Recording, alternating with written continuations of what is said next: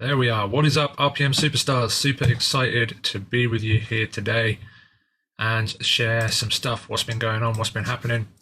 If you watch my announcement on Wednesday, you'll know what's going on, and you'll know that I've been working like crazy to get the new Warrior Plus checkout set up on the new RPM and all of that good stuff. So I've been working insanely, crazily hard since Wednesday evening to get all of this done, creating the products, redoing some stuff, and we've actually improved a lot of stuff as well. So because of the new checkout, some integrations that were unlocked, we actually worked and did some ninja stuff in the background to make it even easier, even simpler. And it's absolutely awesome how it works right now. Big thanks and shout out to James Collin for helping us out with some of the technical stuff and the coding and stuff like that to make this as powerful as it is right now. So awesome. Thank you, James, for that.